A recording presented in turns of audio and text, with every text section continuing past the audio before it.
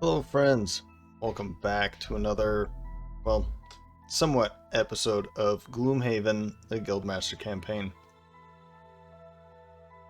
I would just want to kind of give an update on the Guildmaster Campaign and a bit on how I'm feeling about the campaign, my thoughts, general thoughts about it, and moving forward.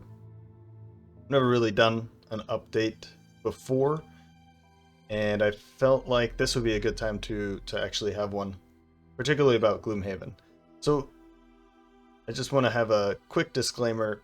This does not mean I don't like Gloomhaven. I love Gloomhaven.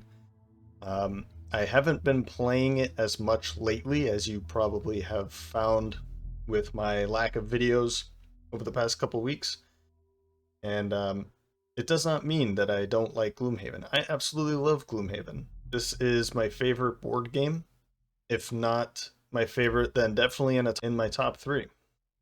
But this Guildmaster campaign is dragging on, and I feel like I'm not making really good progression.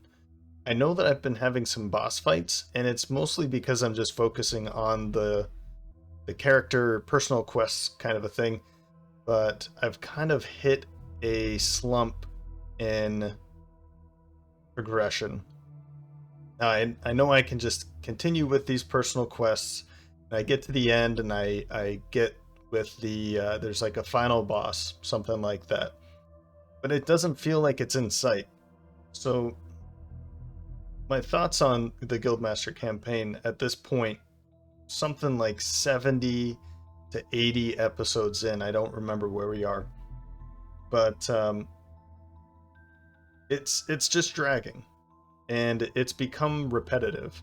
Now, it's not to say that this isn't the best way to do it or the worst way to do it, but it's kind of the way to do it because they had to.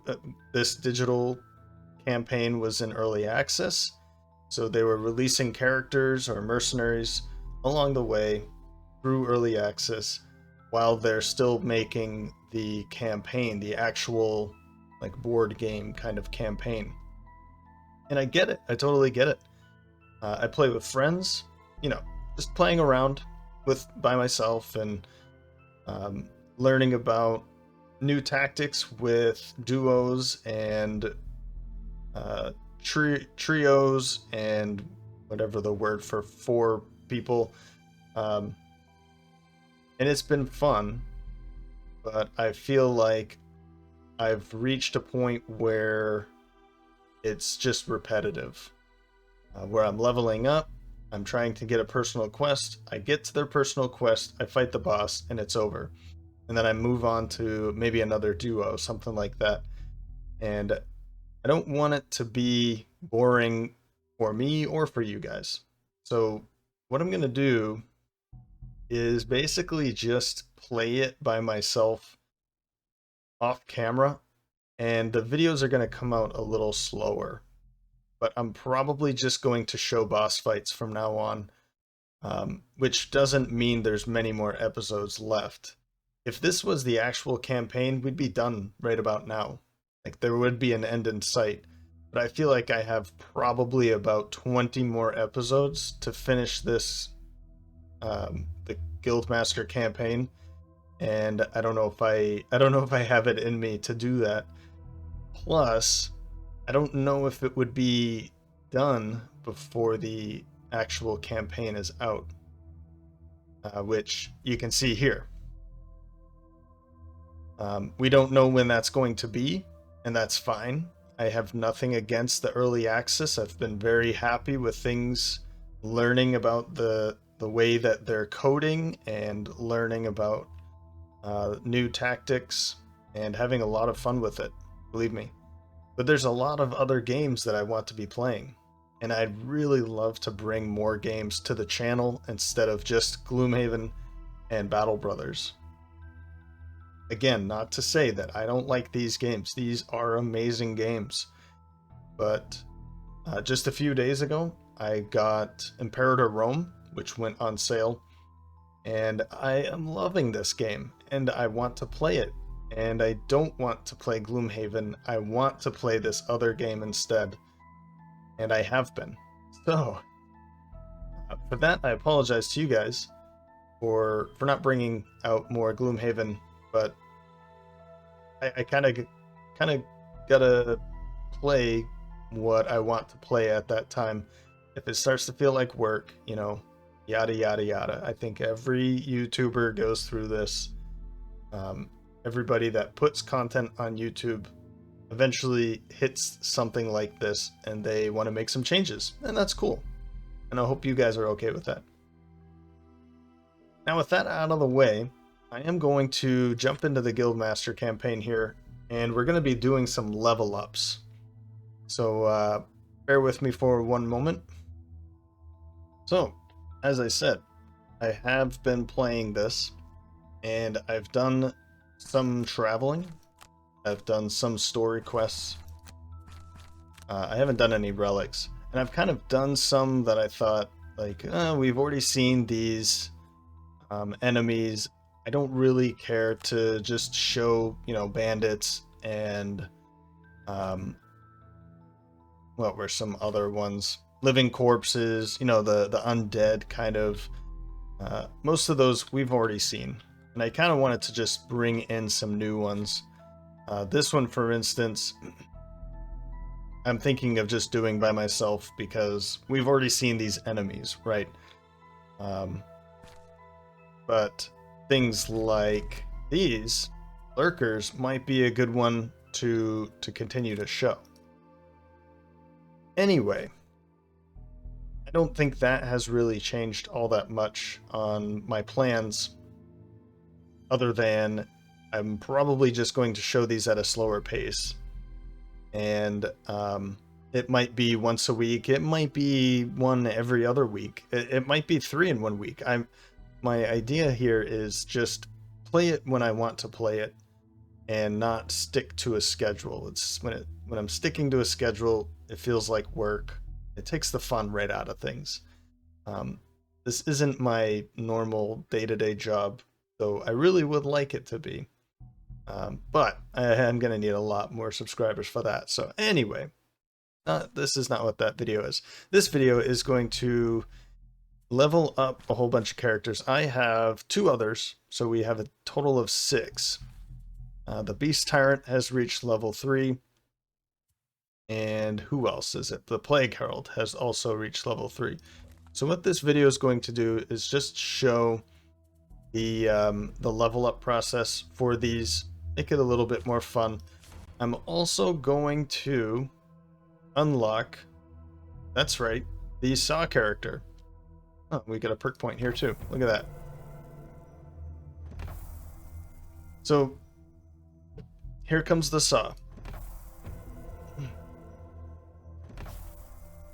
It seems someone has noticed you may need help staying alive. Yeah.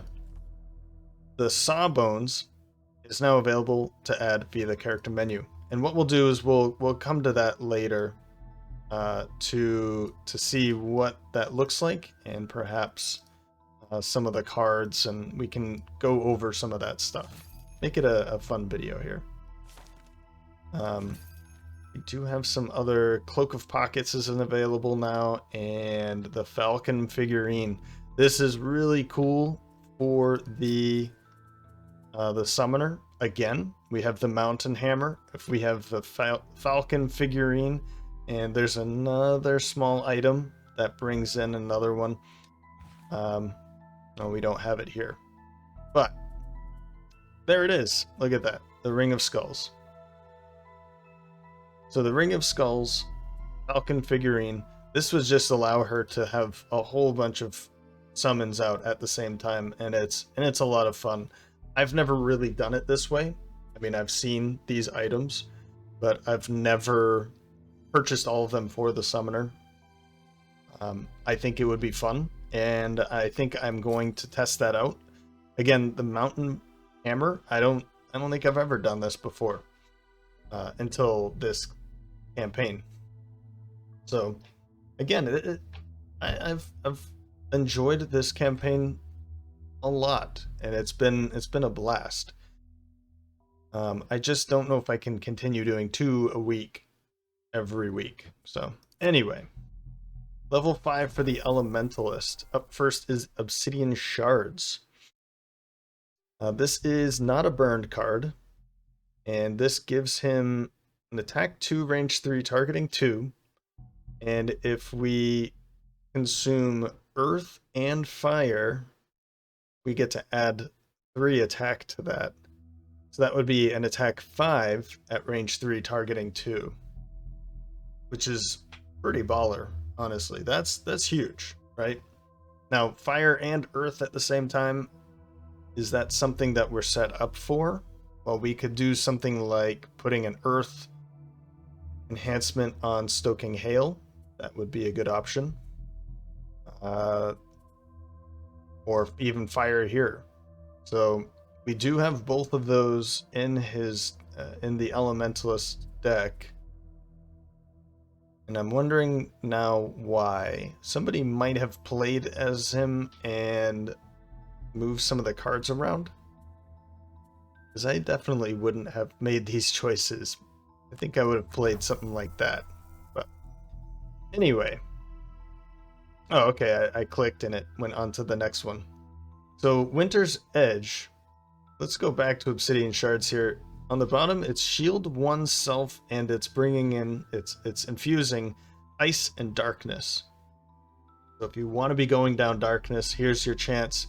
It gives you a shield, is good. Not something that I necessarily think about for the Elementalist all that often, but he does have these options for shield, which makes him a bit more versatile. Winter's Edge is basically an opposite to Obsidian Shards. It's an attack 5 at range 2, and if you consume wind and ice, it gives you +2 to the range and pierce 4. Wow. Of course, the bottom one is heal 2 and you're also bringing in fire and light. So this is an interesting one. Both of these are good cards. You can't really argue with that. So which one? And I don't really remember which one I went with before. That's the hard part here. I kind of want to go for the darkness rather than light, because I've already taken burial. I'm not using Brilliant Flash. Yeah. Of course, if let's say you're playing Elementalist and your friend is playing as the Sunkeeper, then you probably want to take Winter's Edge. Or somebody's playing as the Night Shroud, then you probably want to take Obsidian Shards. This way you can kind of bounce off of each other a little bit more. Do we want to be going for basically ice or fire? And in both cases, we're going to be consuming one and getting the other. So that didn't really help me. Tell you what. I think I'm going to go for Winter's Edge. I know I said I wanted to go for Obsidian Shards for darkness. But my thought for this one is, with Winter's Edge, you're getting a chance for Pierce. And Pierce is, although, situational, you don't really need to use it every scenario, but there are a lot of scenarios where enemies come in with 1, 2, 3, 4 shield, and particularly at higher levels, there's a lot of shields at higher levels, and a Pierce 4 is going to be huge. So in order for us to use this, we are going to have to drop something else, of course. Could be like this one. I don't know. I'm not going to make that choice here, but I figured this would be a good, a good place to just kind of go over the cards, how I think about the cards, that kind of a thing. And then, of course, we can go over the perk points. So getting rid of a excuse me, getting rid of a -1 and replacing it with a +1 is a good thing because now you're left with a -2 and a ×0. Or extend. No, I'm going for this one because in this case, when you draw this, you get to add another target. And in the case of, some of the cards like this one, if we did get the chance to pull it with that, then we could potentially be dealing a lot of damage to enemies with a lot of shield. Now that is extremely situational. Can we pull it for Winter's Edge is always going to be a question that we won't see answered very frequently. So, to the Summoner, level 5. Strength in numbers. One adjacent summoned ally performs move +1 and attack +1 with you controlling the actions, which is a stronger, like Mighty Bond or Bonded Might. Now you're able to move, let's say, where is it? The Thorn Shooter 2 instead of the 1. So now it's a move +1. The bottom is attack X, range X, where X is the number of all summoned allies. Woof. So that's the thing here. Let's say you're the summoner and one of your friends is playing, or you is playing the, well, I can't click here now, but the Beast Tyrant, or perhaps the Doomstalker. Both of those have some pretty good capabilities of summoning in allies. They do not have to be your allies. It would say your ally, your summoned ally. So the more summoned allies there are, doesn't matter if they're yours or not, is going to make this a very strong card. If you, for some reason, have 5, 6, 7 out, I don't know. I'd love to hear stories about things like that. I've never had 7 out at once. I've gotten pretty close, I think. I think I might have had 5 at once just to kind of push it, to see if I could. And strength in numbers would be a great opportunity for a card like that, or for a situation like that, particularly if you're standing at a good hex in the room and you have visibility on everybody in the room, then and you can reach everybody. That would be huge. Next card is Conjured Aid, and I believe this is the card I went for in the board game. Summon a healing sprite. It moves. It has a health of 2. It moves 2. It attacks 1 at a range 3, but it performs heal 2, range 2 at the end of the turn. I went for this card because putting this out meant that your tank is getting healed every single turn, and you don't have to do anything about it. It's great at removing poison, because the summoner typically goes pretty late in the round with a lot of her very high initiative cards. This one, well, I guess you wouldn't be playing this if it's already summoned, but this is a great card. I had a lot of fun with this. Move 5 until you need it, so you can get through the first room and then bring this in after your first long or short rest.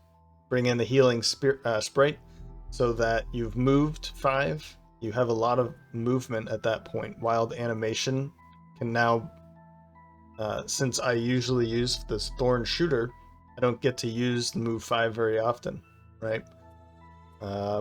We also have that here. So you have more mobility. And then later, you have something that just heals you constantly. And look, it's just an attack 1, but come on, it helps. It definitely helps. But I'm going to go for strength in numbers. I kind of talked myself into it before seeing the next card, and I've already played with the next card. I want to see how far I can push Strength and Numbers bottom ability. Okay. Adding a +2. The thing about the summoner here is that all your summons are using your attack modifier deck.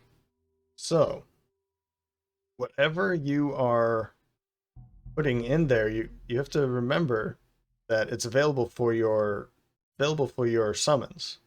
And the more summons you have, the faster you go through the deck, and the faster you get these +2s, or the wound rolling modifier, the poison rolling modifier. You could be grabbing Blaze and Burial so that you can actually bring in more elements to help your friends as well.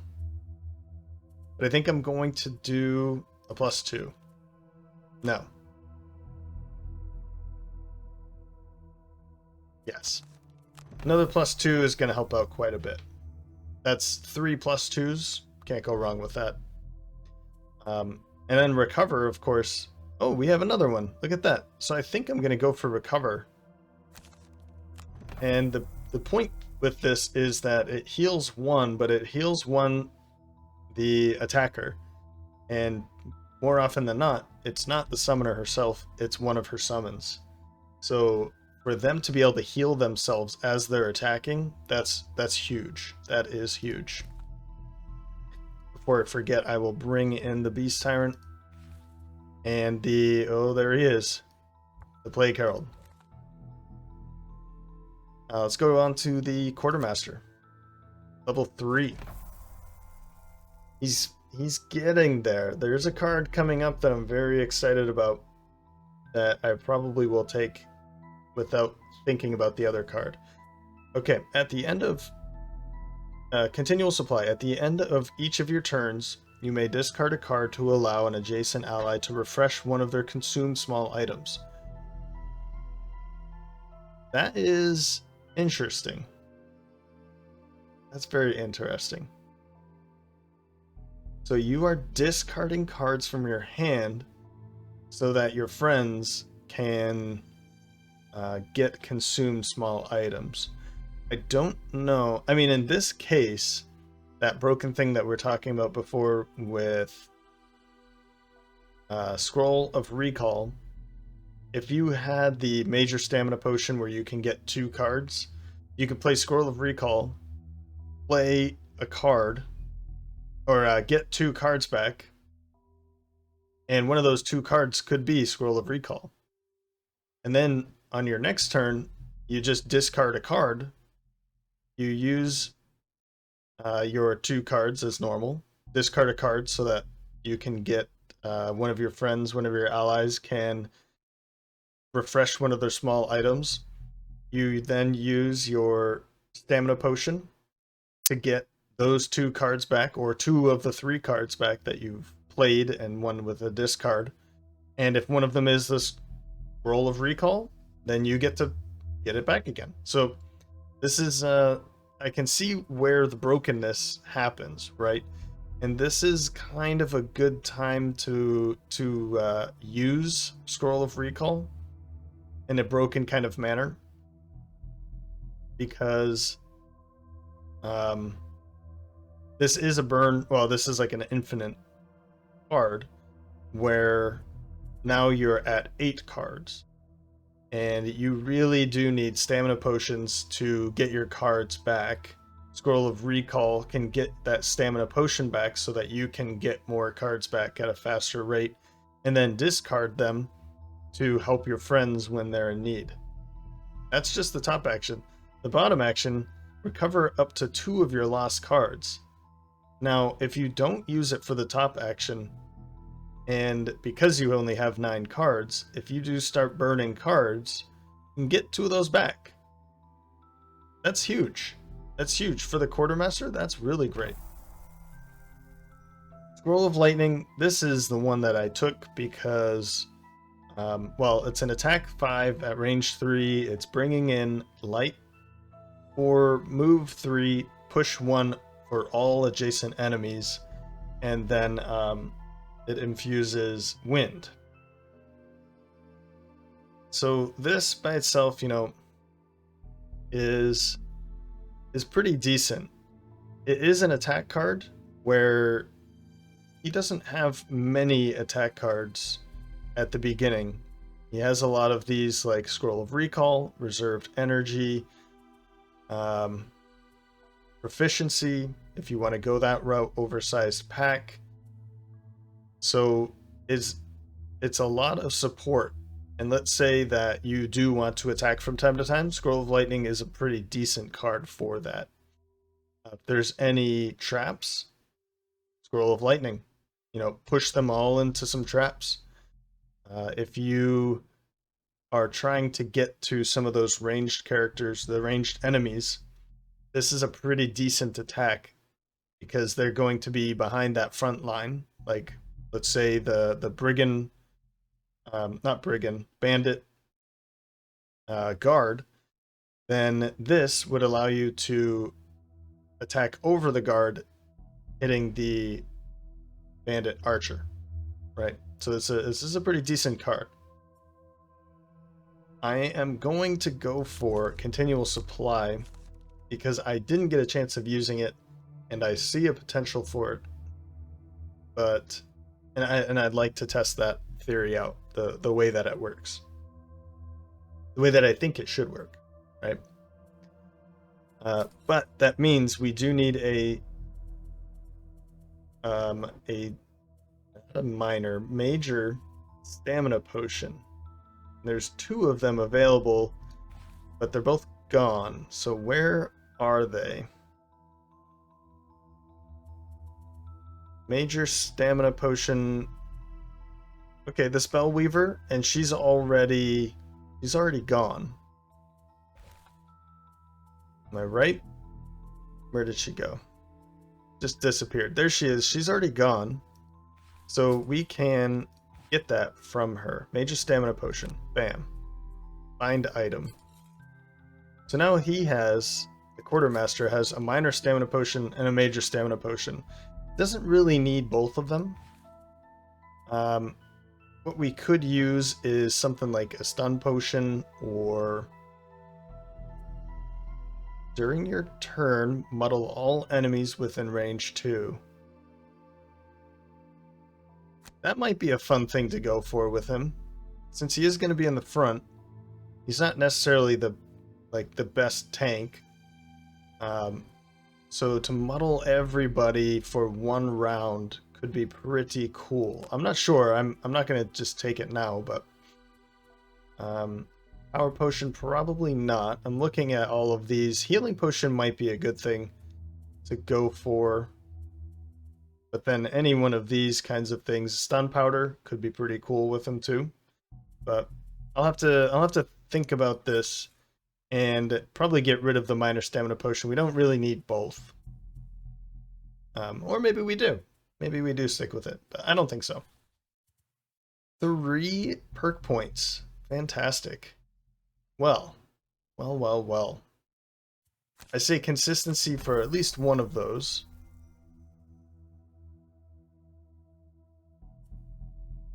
Refresh an item card. So this will, when you pull this during your attack, you get to refresh one of your items. I want to say that it's any item. Doesn't matter what it is. I want to say that's what it is. Let's get one of those. And let's also grab Sweep. Sure, why not? Play around a little bit more with them. Okay, halfway there. Night Shroud, level 5. Claws of the Night. Attack 2 with poison. If you consume any element, you get to add +1 to the attack and infuse darkness and grab an XP, and it's against 2 enemies that are adjacent to each other and adjacent to you in this formation. This is a really fun card. I've played around with this one, and if you can run up, be invisible, and then use Claws of the Night, I mean, it just tells a story, doesn't it? Claws of the Night. And I love when cards do this. You use Prepare for the Kill and then Claws of the Night. Or let's say, where is it? Is it gone? Where did it go? There it is. Cloak of Shade. So Cloak of Shade, Claws of the Night. It's a great way of using using darkness. You consume another whatever element and then bring darkness right back again. So you can go invisible, Claws of the Night. You can go invisible again, or you can use Spirit of the Night to kill a normal enemy in the next round. He really becomes a very powerful mercenary in Gloomhaven. Whoops, and I forgot about the bottom. We'll go back to Claws of the Night here in a minute. Black Arrow, attack 4, range 4, muddle, curse, and a point. Huge attack there. You get to curse and muddle them, so throwing a curse in and muddling them at the same time, it doesn't even matter what the attack is. That's great because you're increasing that chance. When you muddle an enemy, they're pulling 2 cards. So every time that you muddle them and you're putting a curse in their modifier deck, you're going to get to that curse faster. It doesn't have to be right away, but you're removing cards at a good rate already, like starting immediately. 11 is another, Night Shroud has, on average, pretty low initiative. Low number initiative, anyway. And then the bottom here, Invisible. And attack 3 at range 3 if you consume darkness. So now you have another card that goes invisible. It doesn't allow you to move. That's okay. But it is a good way to go invisible and attack at range, and it allows you to maybe do something like this in the same round. So go invisible, attack 3 at range 3, silent force, attack 3, add +2 because you're invisible. So you can be attacking 2 different enemies at once. That's pretty decent, right? Pretty decent, and I think I've chosen Black Arrow in the past. I think I've played as both of these. I think I kind of wanted to just play around with both, and both are very, very good. Bottom here is, during your next 4 move actions while invisible, perform attack 2, target all adjacent enemies as, oh wow, as the final part of your action. So move. If you're already invisible, then perform attack 2. During the next 4 move actions while being invisible. So the problem with this one is this won't work unless you're already invisible, of course. But you can't move and then go invisible and then use Claws of the Night's bottom action here, because you were not invisible during your move action, which is what this says. During your next 4 move actions while invisible. So you can't move, then go invisible and expect to make this work. Black Arrow, man, this is a tough one, but I'm gonna go for Claws of the Night, and I'm excited to play around with this one a bit more.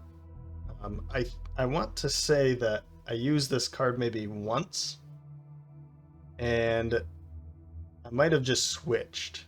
I know I've used this card before. I don't remember to what extent. I know that the other one looks like I had in my hand for the Night Shroud, so I might have just played it once just to see, like in a scenario, how it works, to test around and play with it. It could have been, on the digital, my own digital campaign before I started doing this, or maybe during. I have no idea. I've played with it before. That's all that matters. Okay. Now's a good time to start replacing these -1s to a +1.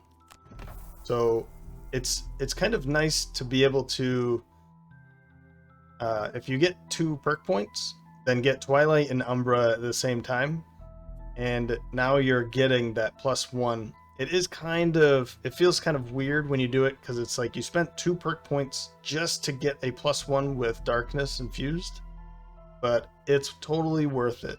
It is totally worth it. Maybe now's not the best time to do it. Incantation's a great perk to have, and sweep, another sweep. I feel like I haven't seen these. Were these just added recently? Because I don't remember this at all. Yeah, I don't know. Okay, well, we got 2 more here, and then we'll take a look at Sawbones. Beast Tyrant, level 3. Summon a swamp lizard for vicious ally. This is, well, 5 health, 2 movement, 3 attack, and it immobilizes. A swamp lizard? Is that what it's been called? I thought this was an alligator, or am I thinking of a different one? I thought it was a swamp alligator or something like that. Huh. Is this one of those times where I'm pretty sure it was something else, but it wasn't, and it's just my memory? I don't know. But in any case, this is pretty fun. I like this one because it moves up, attacks, and then immobilizes that target. It is pretty slow with just 2 movement, so you kind of have to put this at in a good location for it to be effective for the rest of the time. Those 3 movement, 2 movement is kind of just the average, right? 3 movement is for summons is really fast. It can get across in a couple, like across a hallway or a room in a couple turns. The 1 movement, of course, is very frustrating. Once you pull it in and it kills everything, or you've killed everything in the room, you just never see it again. So it's kind of like a timing game on when do you pull it in, where do you pull in the summon. But this one in general is a pretty decent one in my opinion. However, the bottom action here, attack 2 with target 2 for the bear, is pretty great. Now you don't have to have them in a certain formation with forceful swipe. Attack 2 across these 3 targets. They can be in any formation as long as they're standing next to the bear, of course. So vicious ally, decent card.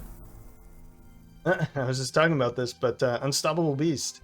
So this one is basically a level up for forceful swipe, unless you like to have both of them. If you want to put the bear in this situation to have 3 enemies or 2 enemies in any of those 3 hexes, then forceful swipe and unstoppable beast is a good combination. I might have replaced it if I saw this. It does get rid of a move command, and it gives the Beast Tyrant a move 5, which actually is pretty good because don't have a lot of movement. Okay, Relentless Ally is another move 5, but other than that, any way to get the Beast Tyrant to kind of catch up to the rest of the group is a good thing. So Unstoppable Beast is a pretty decent card. If not for the top, then for the bottom, of getting the Beast Tyrant back into the action where you can, let's say, move into a good position and shield, or using all of these bottom actions for mostly moving and attacking, commanding your bear to do these things, and then you have these move 5s to catch back up. That's kind of the way that I think about these. But Oh, and in this case, you know, it's an attack 3, and if you consume Earth, then it makes it an attack 4. I have to go with Vicious Ally on this one, though. The bottom attack here is pretty great to allow your beast to attack twice, you know, targeting 2 enemies is great for a bottom action, so that you can, let's say, skip a top action. Let's say you pick Peshfur just for whatever reason, and you can skip this top action for this one, Concentrated Rage. For your bear axe, you may forego the top action and add +3 to all your bear's attacks this round. So let's say you skip the top of whatever card you have, the top action, and throw in Vicious Ally. It now moves attacks with, it would be great if we could see what it was to begin with, like the bear's movement and everything. But I believe it's an attack 2 and move 3. So let's say that's what it is. So it would be an attack 2 plus the 3 because of...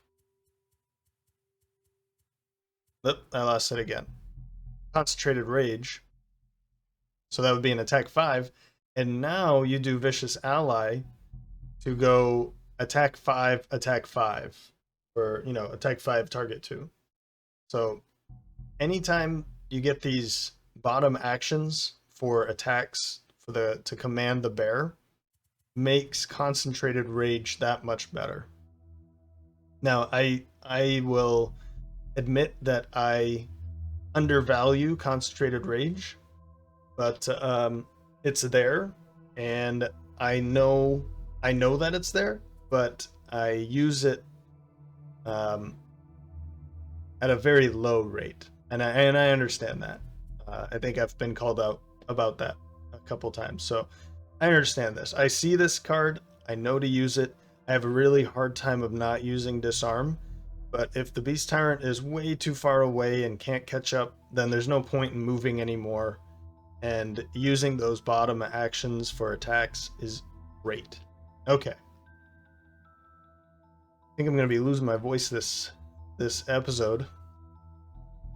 So we have 3 perk points available again. I think we need to go with 1 Lacerate. Recover would be good for when the bear's attacking. And I don't think I took... Yeah, okay. I was going to say the Verdant is probably good if you're taking those other ability cards that need Earth, but I haven't really done that, so I'm going to stay away from it. I'm going to go for another Recover, because I feel like I put the bear in some really bad situations, and I feel like if it can heal itself, great. That's potentially 4 extra health that it can get in a scenario, something like that. If it goes through all of the cards, in situations, this by itself, probably on average per scenario, might be 3 or 4 health that it's going to heal for itself. That's not bad at all. Plague Herald, level 3. Kill 1 normal enemy with poison within range 3. Succumb to the gift.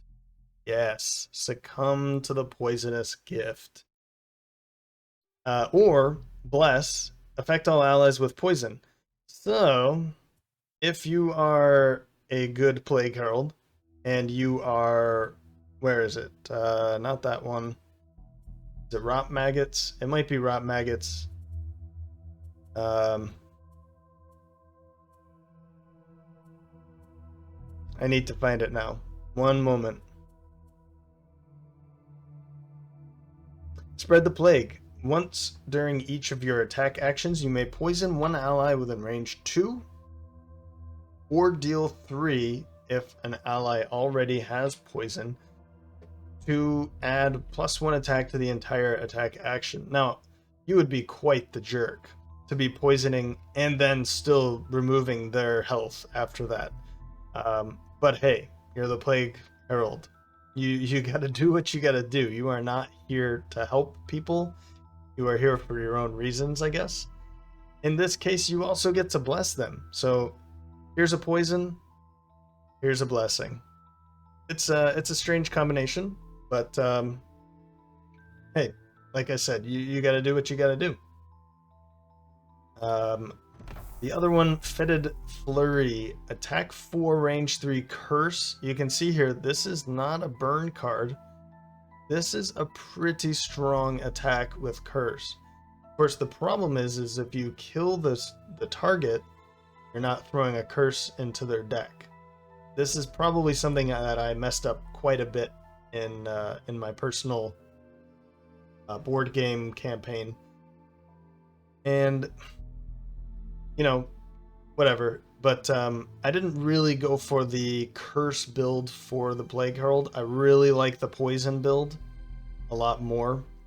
I had made the curse build for the Soothsinger, and you know, that's just like a curse train every single scenario. And once I got the Plague Herald, I thought, I don't want to do that again. It was fun while it lasted. I wanted to learn something new. And I'm going to kind of stick to that because I want to show the other avenues for the Plague Herald. I think that most people would make a curse build for the Plague Herald, but there's something very strong about, or very fun about, poisoning all of the enemies all the time. So and the ability to just kill one of them if it has poison is pretty great as well. So another kill a normal enemy outright ability card. The more you can have, the faster your scenarios are going to go. And the more you succeed at those scenarios. You might also realize how much money I have. I did play quite a bit. I don't know how many scenarios I played, but I did play quite a bit. Some of this is actually left over from just retiring or resetting the Spellweaver and the Tinkerer, I think. So some of that money is just left over. I just decided not to spend it off camera and just play through some scenarios real quickly. All right. Anyway, back to this Plague Herald. A whole bunch of poisons. Let's do it. The more poisons, the better. And now, finally, for the ending here, we're going to pull up one of my favorite characters in Gloomhaven, and that is SAWBONES. So, SAWBONES here is... Let's take a look at him first, right? Difficulty pretty low. I believe that. Starts off with 8 health, which is like the scoundrel kind of health. Mid-ground, low on shield. It's more of like a run in, do some attacks, and run away. Can take a hit from time to time, but not necessarily a tank, right? Although you can play him as a tank in some cases. Ability card 13. I think this is the most you can have. This is the most out of all of them. Actually, we have... Oh yeah, we can't see because... So he has 13 available immediately. I think he starts with 10 in his hand, actually. Now that I'm seeing what this number actually means. He's a healer. Doesn't really look like that with the big saw like that, but he's pretty good at decapitating or removing limbs if need be, and in the middle of a scenario, which actually, you know, does come into play when we look at his cards.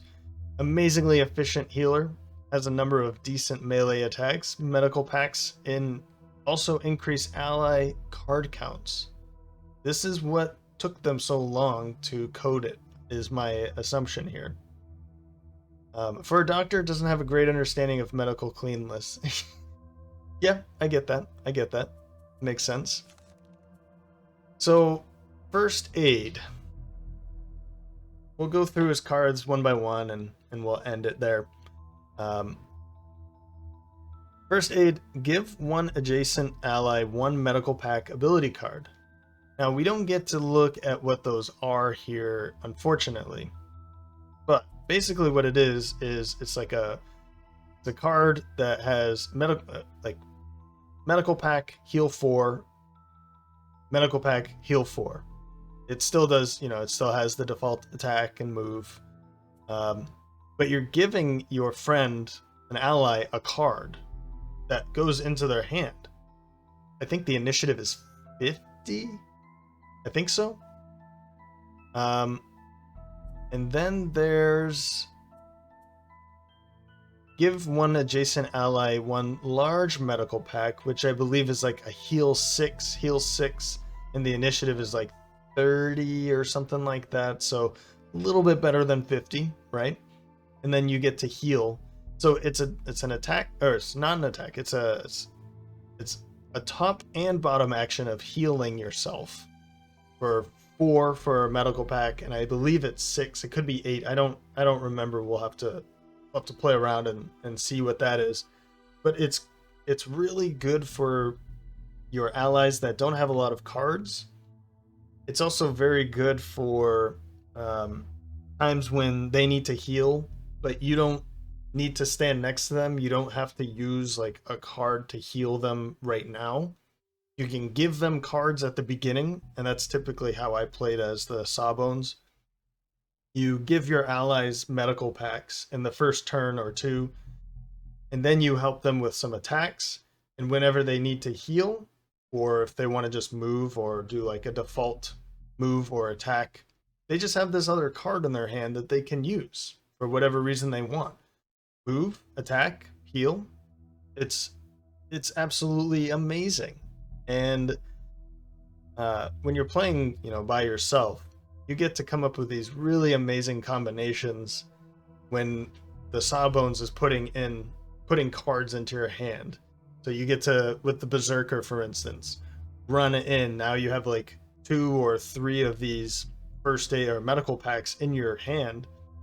You get to go crazy, and then just right before you rest, heal, like have a top and a bottom action where you're using 2 cards at once, heal like 8 or 12 in one turn. It's great. It's absolutely great. He's really good at moving too, and then he has some pretty decent attacks, is what the suggestions were kind of going for. But heal 3, range 1, so typically he needs to kind of be next to his friends to be healing them. Booster shot, heal 4, range 1. Place this card in one adjacent ally's active area and treat it as if they own the card. Shield 1. So, hey buddy, here's some shield. It goes in front of them. It's not your card anymore. It's now their card. And it's a shield 1 for the rest of the scenario. I can't tell you how amazing this card is. Again, you can use it for a heal and then do the bottom action later. Bloody Saw, attack 3, wound, or a loot. Pretty normal, but the wound is pretty cool. Curative Mixture, heal 3, range 1. Remove all negative conditions on the healed target. Let that sink in for a moment. Now you're removing negative conditions from the target. So are they stunned? Not anymore. Are they, wounded or what's it called? Poisoned? Those would come off with the heal anyway. But immobilized? Not anymore. What are... now I'm forgetting all of them. But removing a stun, immobilized, muddle, these are amazing. Just remove. The bottom here, move 3, remove all negative conditions on one adjacent ally. Now you're not even healing them. All you're doing is just running up, tap them on the shoulder, and they spring back into action. Now you use booster shot or whatever, and you can heal them. So curative mixture to get rid of poison, wound, stun, anything else. And then you heal them after. Decent, right? Syringe, shield 2, target 1 adjacent allied mercenary. The bottom action, attack 1, poison and stun. Now, I feel like I could stop here, and if he just had 1, 2, 3, 4, 5, 6, 7 cards in his hands, I'd probably still say that the Sawbones is one of my favorite. It's just so versatile, so friendly, friendly, helpful with your friends, and this is really the kind of character that I enjoy playing if I'm going to play D&D, or if I'm going to play any Elder Scrolls, Skyrim, what else? I mean, any role-playing game. I like playing that. I've said the Sunkeeper is probably my favorite. That would put Sawbones very close second. I like healing, and I like being the tank. I don't care necessarily about hitting the enemies. If I can help you, then that's the kind of player I want to play as. And if helping you is by soaking a lot of damage in, then that's the kind of player I want to be. But then it goes on. Battle of Medicine. This is that large medical pack. Or you and all allies are immune to all negative conditions this round.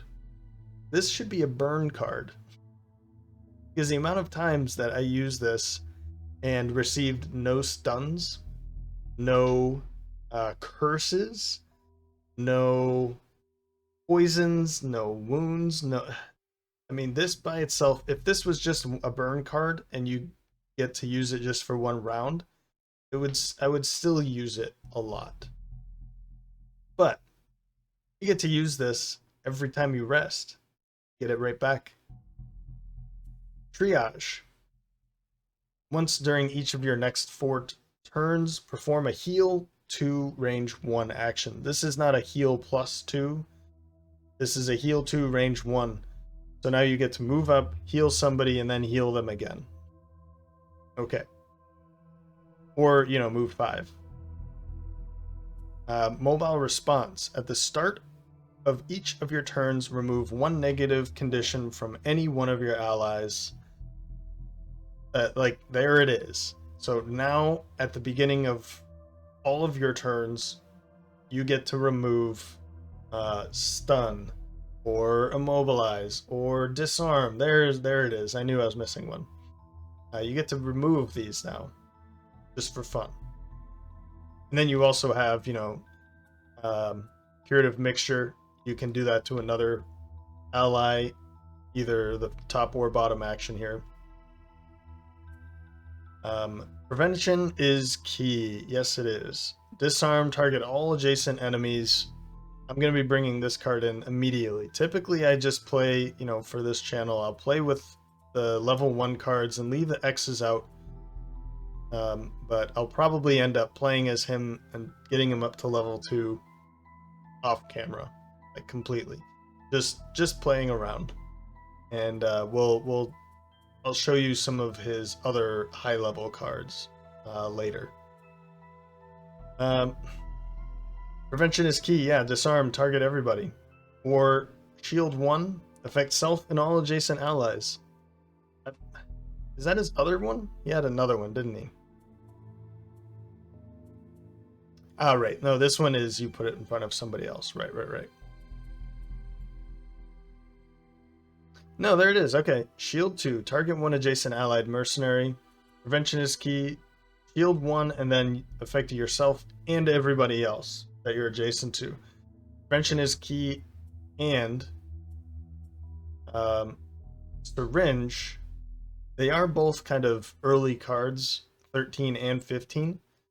but that is a shield 3 on one of your friends, and then a shield 1 on everybody else that's adjacent to you and yourself. I've played that to death. It is a great combination.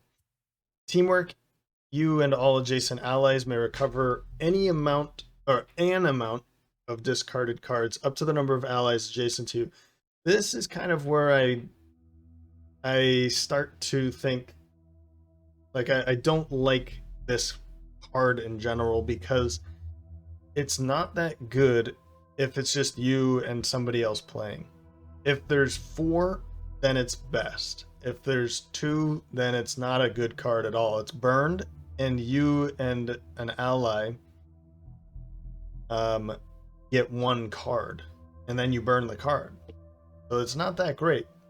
Teamwork is really good if you have 4 players total playing.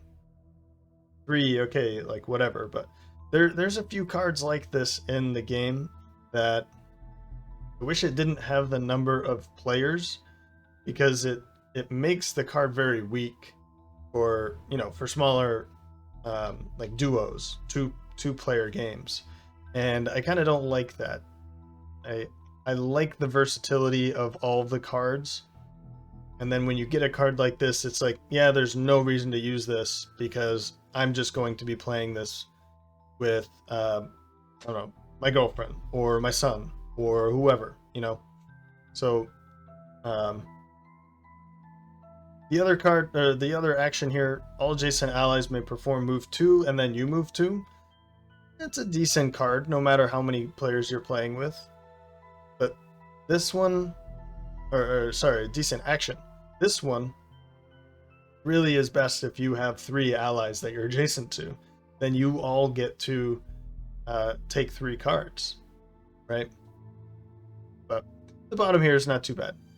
Vaccine, it's an attack 1, range 3, poison, and this triangle formation.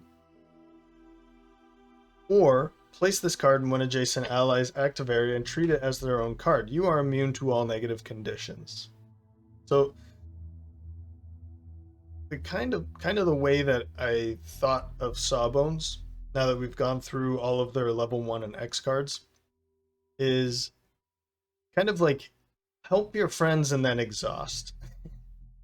That's kind of the way that I thought about the Sawbones, and I didn't really necessarily play it that way. Sometimes I did. It was like, here's a first aid. Here's another first aid. Okay, I've burned a card. I'm going to heal you for 4 rounds, right? So now that card's burned. There's a large med pack. Here's some shield. That doesn't necessarily burn, but now you are immune to all negative conditions. Here's also another shield that also burns. So it's like, here's a bunch of med packs. Here's some things to help you through. I'm gonna wait by the door, and I'm gonna go like read a book while you guys continue on with the scenario and just exhaust. While that's like an interesting way to play, I don't play very well.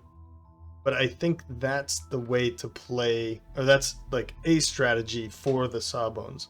There are other strategies, of course. You don't have to play it that way. But I feel like it's a pretty decent strategy for the Sawbones character.